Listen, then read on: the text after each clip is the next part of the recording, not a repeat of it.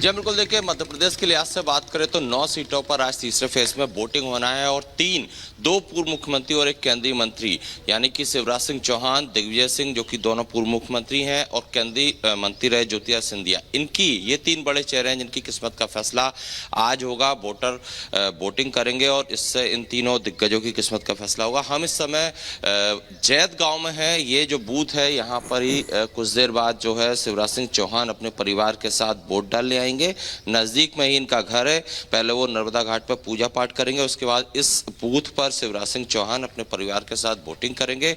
चूंकि मध्य प्रदेश के लिहाज से बात किया है तो 29 सीटें हैं, 29 में से 28 सीटों पर फिलहाल भाजपा का कब्जा रहा है और बीजेपी का टारगेट है कि 29 में से 29 जीतना है।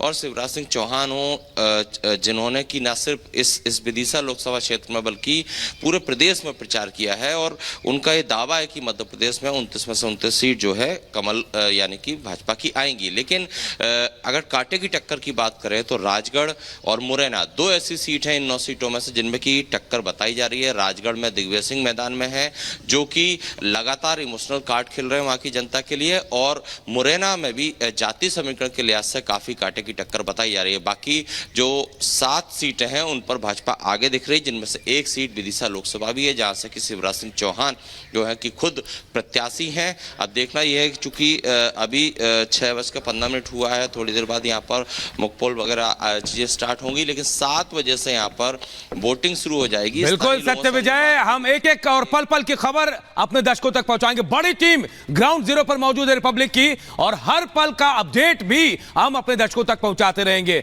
बहुत बहुत शुक्रिया फिलहाल आप तमाम लोगों का। और बड़ी खबर का रुख कर लेते हैं। बड़ी खबर यह कि आज चौथे चरण को लेकर चुनाव प्रचार करने वाले, तो देखिए तीसरे चरण में जहां मतदान होना, खुद प्रधानमंत्री आज मतदान करेंगे, लेकिन उसके बाद प्रधानमंत्री चौथे चरण के लिए प्रचार भी करने वाले हैं। महाराष्ट्र और मध्य प्रदेश में आज रैली है पीएम की, तो वहीं खरगोन, धार, बीड़, अहमदनगर में भी रैली है। ये जगह हम आपको बता रहे जहां रैली है महाराष्ट्र और मध्य प्रदेश की, जहां प्रधानमंत्री नरेंद्र मोदी वोटिंग के बाद आज पहुंचने वाले हैं, वहां ताबड़तोड़ चुनाव प्रचार होगा। देखिए आप तस्वीरें आपको दिखा रहे, तीसरे चरण का रण है, तैयारियां पूरी है। कई दिग्गजों की जो साख है वो आज किस्मत जो है ईवीएम में कैद होने वाली है, तो वहीं चौथे चरण के लिए भी प्रचार पर जोर होगा। तो ये 5 तस्वीरें आप देख पा रहे हैं। आज पीएम नरेंद्र मोदी जहां तूफानी प्रचार एक बार फिर से करने वाले हैं चौथे चरण के लिए, और वहीं यूपी के सीएम योगी आदित्यनाथ भी अलग अलग क्षेत्रों में नजर आएंगे, तो वहीं अखिलेश यादव भी चुनाव प्रचार करेंगे, राहुल गांधी और तेजस्वी यादव भी प्रचार करते हुए नजर आएंगे, तो वहीं राजनाथ सिंह भी प्रचार करेंगे। ये 5 तस्वीरें हैं, अलग अलग दिग्गज अलग अलग क्षेत्रों में आज प्रचार करेंगे। लोकतंत्र के महापर्व में आज तीसरे चरण की अग्नि परीक्षा है। जनता तीसरे चरण में उम्मीदवारों की किस्मत का फैसला ईवीएम में कैद करेगी, तो वहीं सियासी दलों ने चौथे चरण की तैयारियां तेज कर दी हैं। पीएम मोदी आज मध्य प्रदेश और महाराष्ट्र में सियासी प्रचार करेंगे।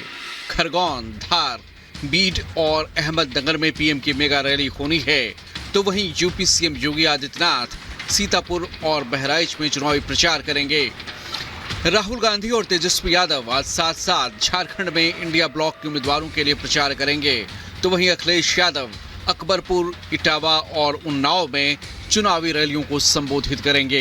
अमेठी में स्मृति ईरानी के लिए बीजेपी प्रदेश अध्यक्ष भूपेंद्र सिंह प्रचार करेंगे, तो वहीं लखीमपुर खीरी और शाहजहांपुर में डिप्टी सीएम केशव प्रसाद मौर्य प्रचार की कमान संभालेंगे।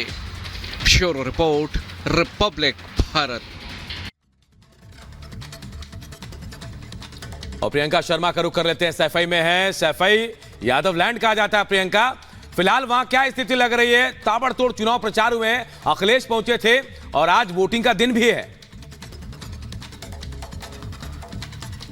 बिल्कुल, देखिए अब से थोड़ी देर बाद अखिलेश यादव, डिंपल यादव यहाँ पर वोट के लिए आएंगे, लेकिन अगर हम मैनपुरी सीट की बात करें तो इस वक्त जो है यहाँ से मौजूदा सांसद है डिंपल यादव, क्योंकि 2022 में मुलायम सिंह यादव के निधन के बाद उपचुनाव में डिंपल यादव ने यहाँ पर जीत दर्ज की थी। हालांकि सबका ही कहना था कि सिंपैथी वोट मिल गई है, लेकिन इस बार देखना दिलचस्प होगा क्योंकि कड़ी टक्कर है उस प्रत्याशी से जो योगी कैबिनेट में पर्यटक मंत्री है। लेकिन आपको बता दें कि इस बार जो है अगर फिरोजाबाद की बात करें तो वहां से अक्षय यादव और बदायूं से आदित्य यादव भी चुनावी प्रचार में हैं। आदित्य यादव के लिए ये एक तरीके से एक लॉन्चिंग है उनके पॉलिटिकल करियर की, तो ये देखना दिलचस्प होगा कि कितने मार्जिन से वो जीत दर्ज करते हैं। हालांकि जब हमने कल यानी कि बीते दिन जब बात की थी अखिलेश यादव से या डिंपल यादव से पहले भी, तो उनका कहना था कि ये पूरा जो यादव लैंड है ये सपा समाजवादी पार्टियों का गढ़ नहीं बल्कि इनका घर है, क्योंकि यहाँ पर बहुत काम किए हैं। हालांकि डिंपल यादव की जो हम बात कर रहे हैं वो पहले जो है 2019 में कन्नौज से चुनाव हार चुकी हैं, लेकिन इस बार अपनी जीत को लेकर आश्वस्त है। उनका कहना है कि कोई सिंपैथी वोट नहीं बल्कि जो काम हुआ है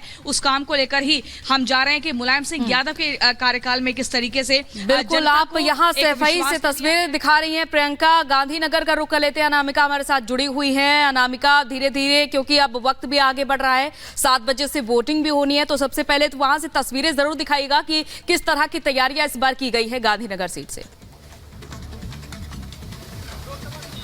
देखिए, तैयारियां इस बार ऐसी की गई ताकि जो वोटिंग प्रतिशत है वो पिछले बार के मुकाबले ज़्यादा बढ़े, और हर चरण के साथ जो इलेक्शन कमीशन है उसकी नज़र इस बात पर बनी भी हुई है।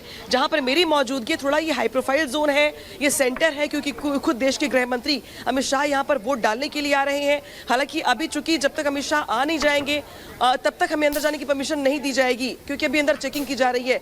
इसके अलावा चूंकि इसको सब जोनल ऑफिस भी बनाया गया है, लिहाजा ये पुलिस के लिए भी एक बड़ा सेंटर है। अभी वोटर्स यहाँ पर नहीं पहुंच रहे हैं। 7 बजे के आसपास जब वोटर्स यहाँ पे पहुंचेंगे तो मुझसे बात करवाएंगे और जानने की कोशिश करेंगे कि वो गांधीनगर के विकास को लेकर क्या सोचते हैं, क्या रणनीति है। लेकिन जो सामने देख रहे हैं आप पोलिंग बूथ, इसी पोलिंग बूथ में गृह मंत्री अमित शाह अपने पूरे परिवार के साथ वोट डालने के लिए आएंगे। हालांकि गुजरात की अगर बात की जाए और यहाँ की सीटों की अगर बात की जाए तो 1989 के बाद यहाँ पर हमेशा से ही बीजेपी का पलड़ा कांग्रेस के ऊपर भारी रहा है। एक वक्त ऐसा भी आया था जब कांटे की टक्कर दिखती थी, लेकिन तभी बीजेपी का मार्जिन जो था वो कांग्रेस से ज्यादा था।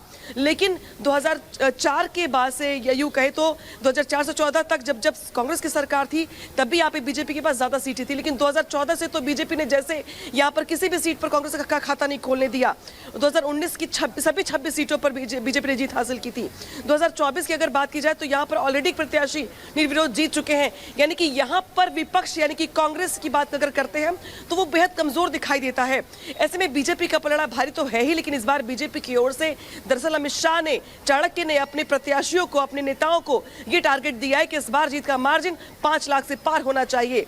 इस बार लिहाजा नजरें इस बात को भी लेकर के हैं। बिल्कुल बिल्कुल अनामिका, क्योंकि इस बार भी वहां चुनाव और एक चरण में ही गुजरात में पूरे चुनाव होने हैं, तो तैयारियां हैं। वापस आप लोगों के पास लौटेंगे जब मतदान की प्रक्रिया शुरू होगी, तब भी आपसे अपडेट लेंगे। फिलहाल बहुत बहुत शुक्रिया प्रियंका शर्मा आपका, और अनामिका सिंह काली आपका बहुत बहुत शुक्रिया। और चलिए आगे बढ़ते हैं और देखते हैं 2 मिनट में भारत।